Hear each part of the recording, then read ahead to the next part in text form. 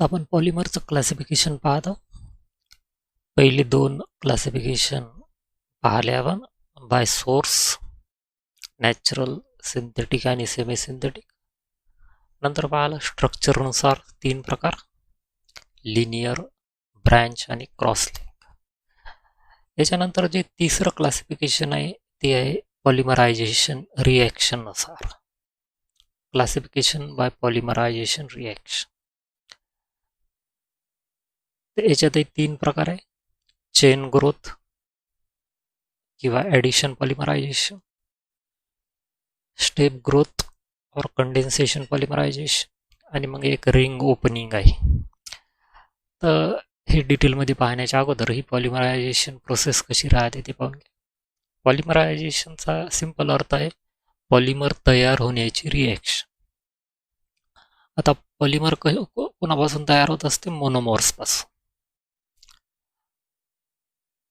Monomers. तर मोनोमर्सचं रूपांतर पॉलिमरमध्ये होणे म्हणजे पॉलिमरायझेशन. आता हे होताना साधारणतः हाय टेम्परेचर पाहिजे, याच्यासोबत प्रेशर सुद्धा पाहिजे कधी कधी, आणि कधी कधी कॅटलिस्ट पण पाहिजे. तर या कंडिशनमध्ये एक तर high temperature, in addition pressure आणि कॅटलिस्ट, मोनोमरचं रूपांतर पॉलिमरमध्ये होऊन जाते. तर ही जी प्रोसेस आहे ही केमिकल रिॲक्शनच आहे, चेन रिॲक्शन ज्याला म्हटलं जाते. तर या पर्टिक्युलर प्रोसेसला पॉलिमरायझेशन म्हटलं जाते.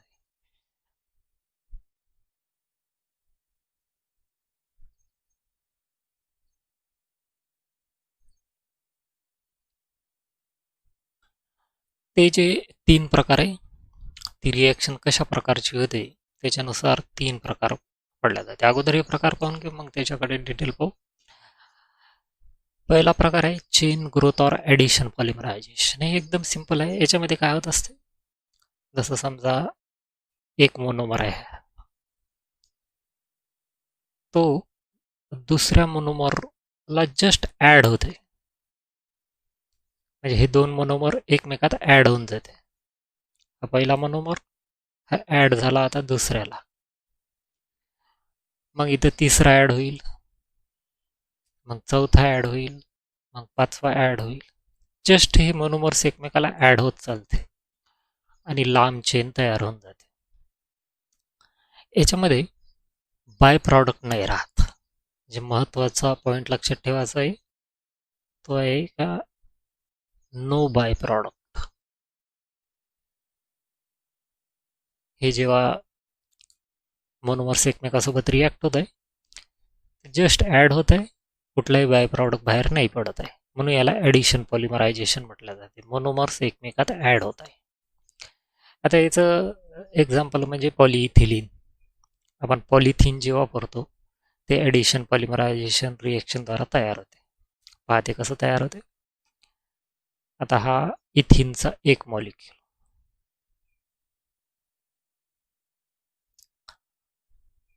हा इथिनचा दुसरा मॉलिक्यूल. आता इथे टेम्परेचर, प्रेशर, कॅटलिस्ट सप्लाय केला आपण, तर काय होत असते, हे जे डबल बॉन्ड आहे त्याच्यापैकी एक बॉन्ड जो पाय बॉन्ड राहते वीक, तो तुटून जाते दोघांचा पण. मग आता एक एक बॉन्ड तुटल्यावर तुमच्या जो या टाईपची एंटिटी तयार होऊन जाईल, CH2 सिंगल बॉन्ड CH2. ठीक आहे. पहा आता हा बॉन्ड तुटल्याबरोबर या कार्बनची इकडली व्हॅलन्सी रिकामी झाली. या कार्बनची इकडली म्हणजे तो इकडं बॉन्ड तयार करू शकते, आता इकडं बॉन्ड तयार करू शकते. सिमिलरली इथं होईल, तर हा मॉलिक्यूल मग त्या दुसऱ्या मॉलिक्यूलला अटॅच होऊन जाईल असं.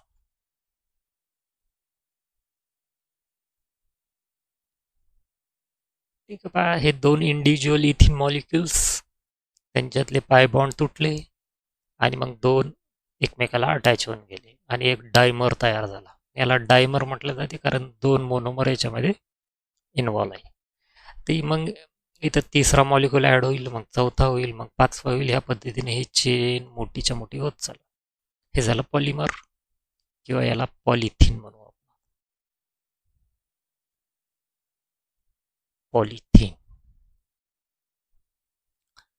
त्याच्यामध्ये पहा, हे मॉलिक्यूल जस्ट ॲड होत आहे, कुठलाही बाय प्रॉडक्ट बाहेर नाही पडत आहे, म्हणून हे ॲडिशन पॉलिमरायझेशन किंवा चेन ग्रोथ. ही जी चेन आहे ही हळूहळू वाढत चालते. PVC सुद्धा याच टाईपचा मॉलिक्यूल आहे. ते याचे एक्झाम्पल नंतर पाहू आपण. आता दुसरा प्रकार आहे पॉलिमरायझेशन रिॲक्शनचा स्टेप ग्रोथ किंवा कंडेन्सेशन पॉलिमरायझेशन. याच्यामध्ये काय होईल, हा एक मोनोमर आहे, हा दुसरा मोनोमर आहे. हे जेव्हा रिॲक्ट होईल एकमेकासोबत आणि ॲड होईल एकमेकाला, तर सोबत एखादा बाय प्रॉडक्ट तयार होईल.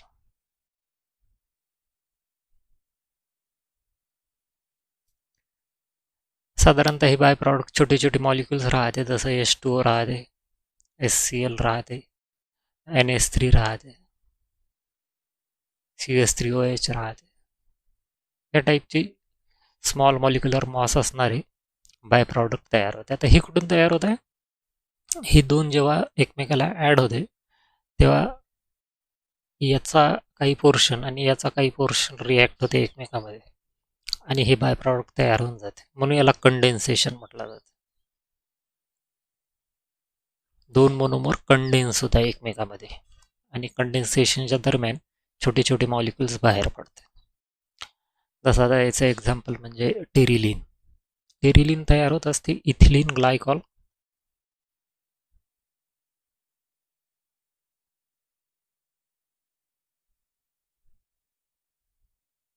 हा झाला इथिलीन ग्लायकॉल आणि टेरिथॅलिक ॲसिड.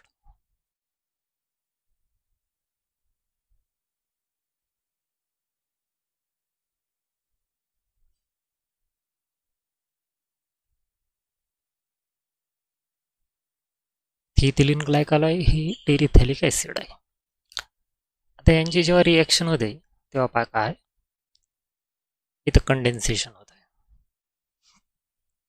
हा OH आणि हा OH, या COHचा OH आणि हा या अल्कोहोलचा OH, याच्यामधून एक वॉटर मॉलिक्यूल बाहेर पडतं. हे इस्टरिफिकेशनची रिॲक्शन आहे ॲक्च्युली. हा अल्कोहोल आहे, हे ॲसिड आहे.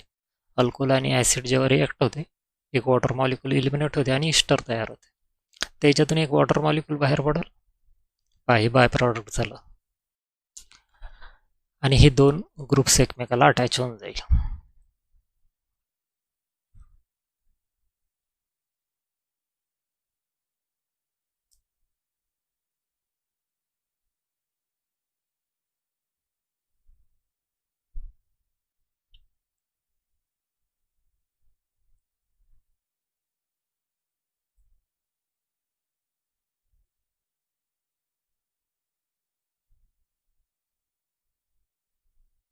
आणि मग ही प्रोसेस कंटिन्यू चालते. इकडं हा OH आहे, हा दुसऱ्या अल्कोहोलच्या मॉलिक्यूलसोबत रिॲक्ट होईल आणि हे चेन इकडं कंटिन्यू झाला. तर ते चेन कंटिन्यू दाखवण्यासाठी आपण हा OH काढून टाकू, इकडला H काढून टाकू आणि डॉट डॉट देऊन टाकू, म्हणजे ही चेन कंटिन्यू होत आहे अशी. तर हे झालं टेरिलिन. याचा कपडे बनवण्यासाठी उपयोग केला जातो. तर पहा, दोन मोनोमर कंडेन्स होत आहे एकमेकामध्ये. त्या मोनोमर्सचे काही रिॲक्टिव्ह ग्रुप्स किंवा फंक्शनल ग्रुप्स एकमेकामध्ये रिॲक्ट होते, छोटेसे मॉलिक्यूल बाहेर पडते, जसं इथं वॉटर बाहेर पडलं आणि दोन मॉलिक्यूल अटॅच झाले एकमेकाला, म्हणून याला कंडेन्सेशन पॉलिमरायझेशन म्हटलं जाते किंवा स्टेप ग्रोथ. तिसरा प्रकार आहे रिंग ओपनिंग. कधी कधी मोनोमर्स रिंगच्या स्वरूपात राहते. जसं पहा, याचं एक्झाम्पल म्हणजे नायलॉन 6 आहे.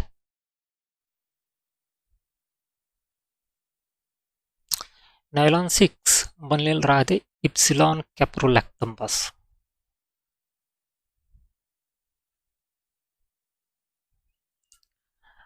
आता भाई इप्सिलॉन कॅप्रोलॅक्टम ॲक्च्युली हे कॉमन नेम आहे. याचं जर याचं ॲक्च्युली नाव असं आहे इप्सिलॉन अमायनो कॅप्रोइक ॲसिड. हे नाव जर लक्षात ठेवलं आपण तर याचं स्ट्रक्चर काढणं सोपं जातं. पहिलं आपण इप्सिलॉन कॅप्रोलॅक्टम कसं लिहायचं ते पण घेऊन नंतर मग ती रिंग ओपनिंगची रिॲक्शन पाहू. आता पहिलं इप्सिलॉन अमायनो कॅप्रोइक ॲसिड कसा काढायचा. कॅप्रोइक ॲसिड म्हणजे असा ॲसिड ज्याच्यामध्ये 6 कार्बन आहे. तर हा ॲसिड ग्रुप आणि मग 6 कार्बन. तर हा पहिला झाला, हा दुसरा, तिसरा, चौथा, पाचवा आणि हा 6वा. बाय 1, 2, 3, 4, 5 आणि 6 हे झालं कॅप्रोइक ॲसिड.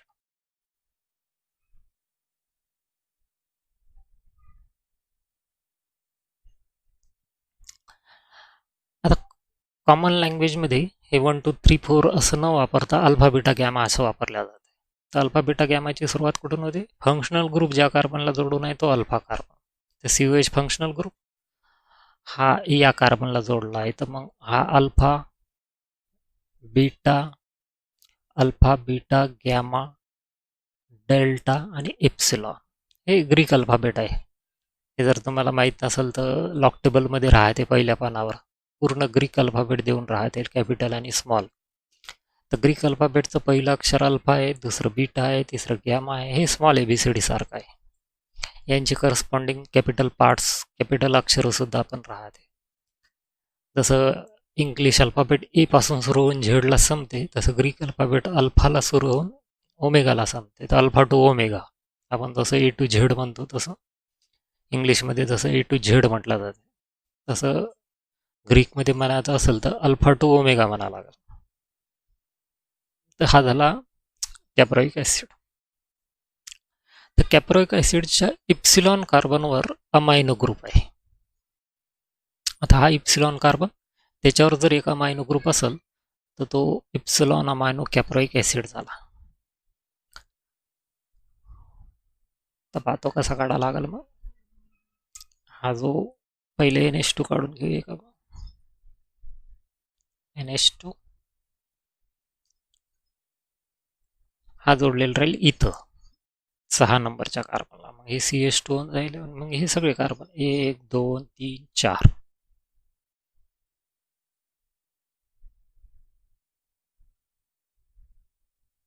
आणि शेवटी COH. ते झालं epsilon amino caproic acid.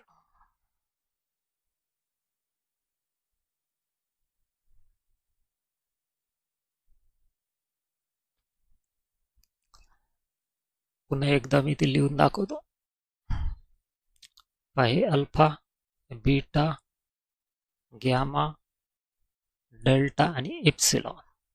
Epsilon amino caproic acid.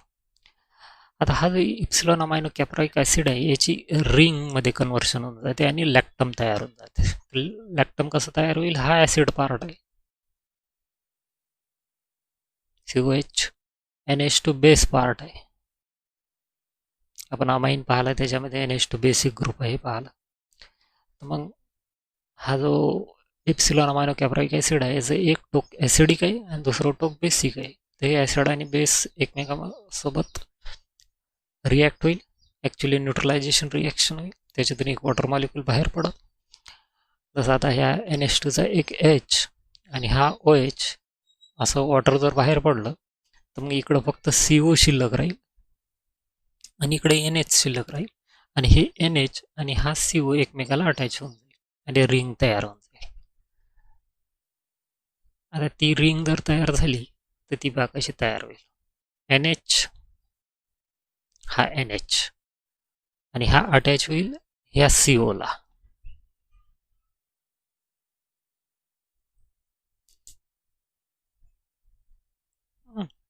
हे इकडून असं अटॅच झालं आणि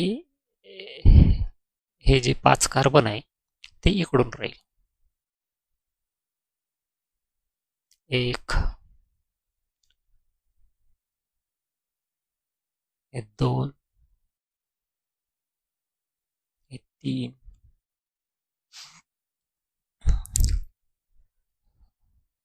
एक इकडं.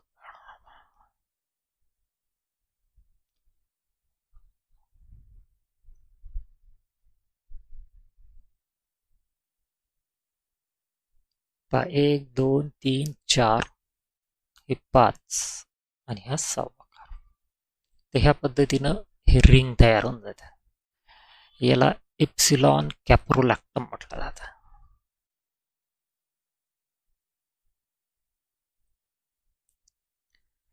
ते इप्सिलॉन कॅप्रोलॅक्टम पासून नायलॉन 6 बनवता येते.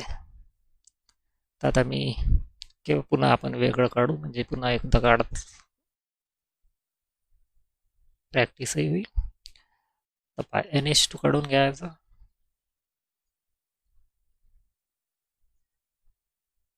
मग त्याला NH2 नाही, फक्त NH.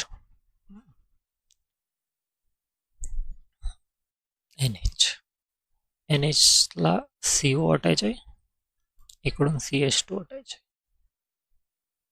आणि मग इकडं बाकीचे कार्बन.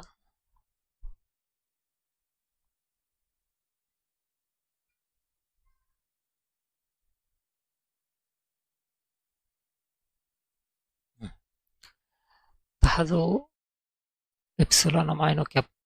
इप्सिलॉन कॅप्रोलॅक्टम आहे, याचं रूपांतर नायलॉन 6 मध्ये एकदम सिंपल आहे. काय होते, टेम्परेचर, प्रेशर आणि कॅटलिस्ट जर इथं वापरला आपण, तर हा जो मगाशी बॉन्ड तयार झाला होता अमाइन आणि अमायनो ग्रुप आणि ॲसिडिक ग्रुपच्या दरम्यान, तो तुटून जाते आणि हे जे रिंग आहे ते ओपन होऊन जाते. मग ओपन झालेली रिंग आहे ती अशी दिसेल, NH. मग बाप किती CH2 आहे, 5. 1 2 3 4 5. त्याला आपण असं लिहून टाकू, 5, आणि मग CO.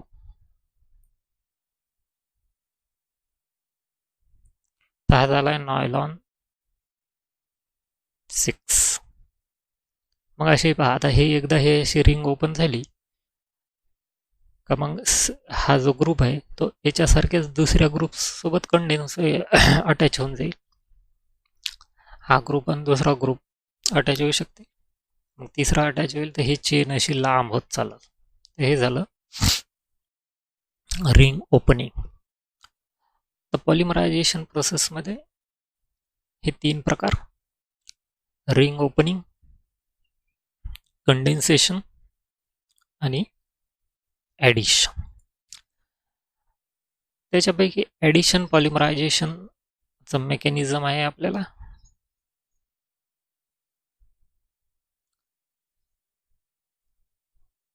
तर ते मेकॅनिझम आपण आता पुढच्या व्हिडिओमध्ये पाहू आपण.